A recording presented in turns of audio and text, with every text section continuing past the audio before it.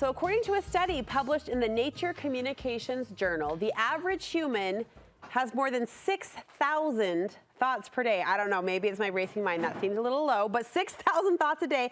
Further studies suggest that roughly 70% of those thoughts, though, could actually be negative, meaning that we live in a constant cycle of self-doubt and fear. Well, with this staggering statistic in mind, my next guest believes that by changing the negative narrative living in our head, you can change the course of your life.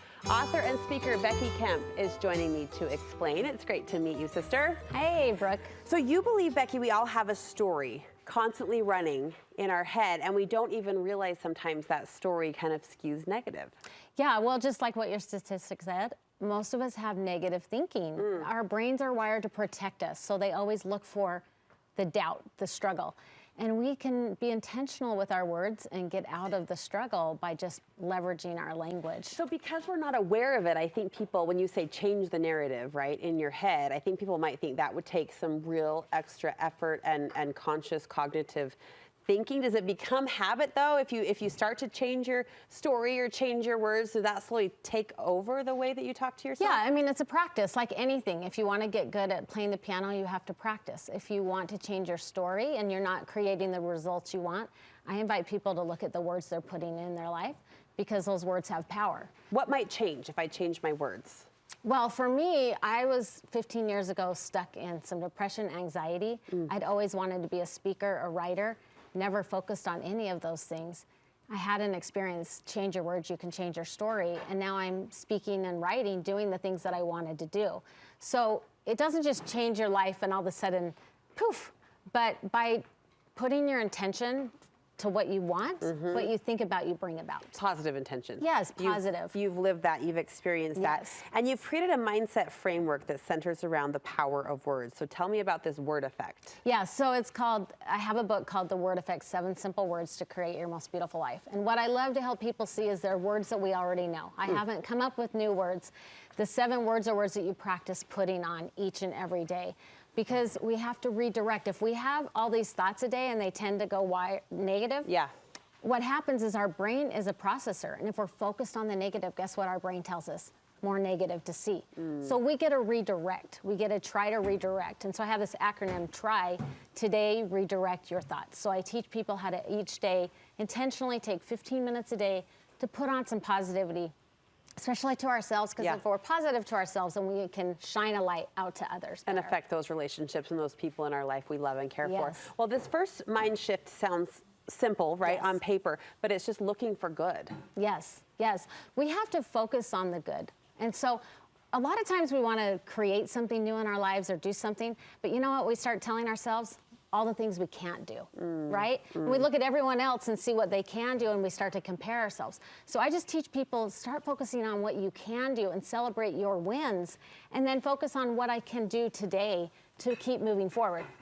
So when I wanted to write a book, my first thought was, I can't do that. There's so many books out there already. Yeah. And then when I changed and thought, well, if all these other people can write a book, I can too. Oh, there you go. Same idea, just different application. All of a sudden, it was just like, oh, if the bookshelf has all these books, there's room for one more. I love that. And it gave me the tools to keep moving forward. How do you feel about mantras, Becky? Like I've seen women write them on the mirror with the dry erase, or even like wear words on the clothes on a t-shirt, for example. Do moves like that make a difference in your opinion? Yeah, so about 10 years ago, I started a positive t-shirt and apparel business called Becoming Threads. And our tagline was, let what you wear tell your story. So as a mom of all boys, I sit at a lot of baseball games. And so I needed some positivity, and I just started having this thought, like, put a positive message on the t-shirt. Well, as soon as I had that thought, I thought, nobody's gonna, you know, if I make it for me, nobody else would want it. And I always wanted to start a business.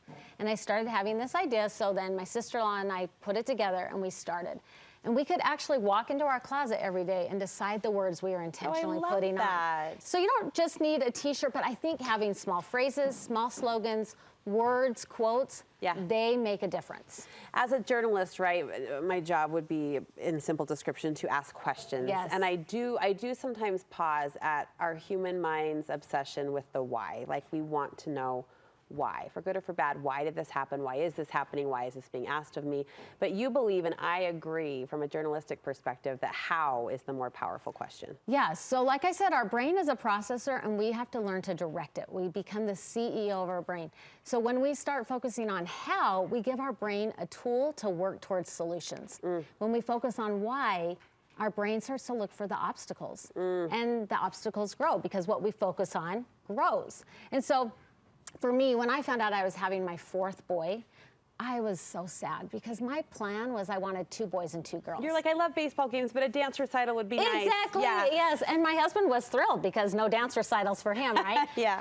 But that was, even though it's a simple story, if I would have focused on that, I would have missed out on the joy. So what I had to decide is, how do I become a great boy mom? Because this is my circumstance. So often as humans, we're waiting for our circumstances to change to find happiness.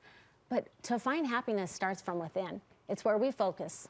I love that. I love that. 30 seconds left. Finally, you want us to replace but with and. Yeah. So and is a connective.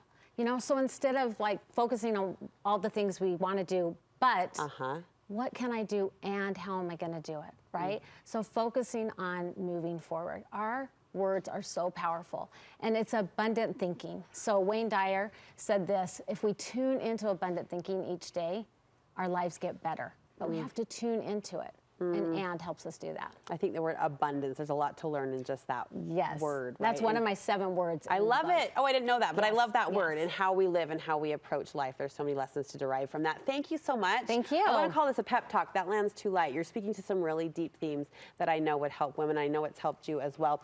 For anyone interested in taking a step forward, you have a free ebook. Yeah, it's called The One Word Way because I want to keep it really simple so they can just go to becomingwithbecky.com. Okay. And there's a free link and they can get this free ebook. And it just talks about changing those words, can instead of can't, how instead of why, and instead of but, because we need those little reminders. I love it. Thank you so much You're for welcome. giving us those reminders today.